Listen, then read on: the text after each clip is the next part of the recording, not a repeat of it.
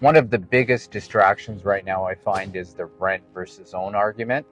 I think that's an oversimplification, and it's a distraction from what someone's individual needs really would be. In order to assess whether somebody should be renting or owning, you have to take into consideration what their circumstance is right now. The average rent right now in the Greater Toronto Area, I would say, is about $3,000 a month.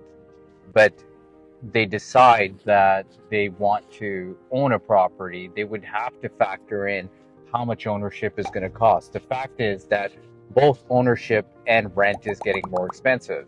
If you're paying rent and it is less than average, and you still want to invest in real estate or you want to own real estate, I think that's the biggest case. So ownership is not opposed to renting. You could stay renting and still own real estate. There's many types of real estate that you can own. You can own commercial real estate. You can invest in multi-residential real estate. And what you have to take into consideration is that the ownership of real estate, owning real estate, you're looking on average of $1 million property. I think that's the average price, give or take, the average residential property.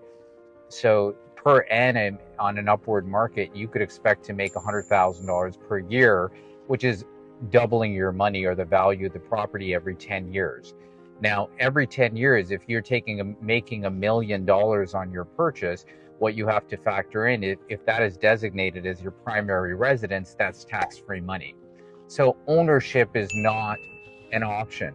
Ownership should be a must for everybody. Whatever you could afford, you should get into the market. You should get into the market. You should own real estate. It should be part of your portfolio.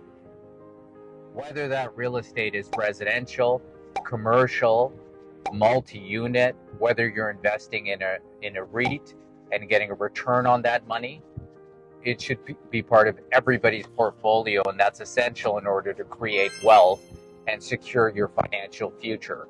Anybody who argues that or doesn't focus on that is missing the big picture and the big factor. So again, rent versus own is a major distraction. It's an oversimplified argument, and it really should not be rent or own. It should be own, and whether you decide to rent or not, that is a different option depending on your individual circumstance, depending on what you're paying for rent, depending on what return or rent or cash flow you're getting from your investment in the real estate. You could stay where you are, you could continue renting, but you could decide to own a rental property.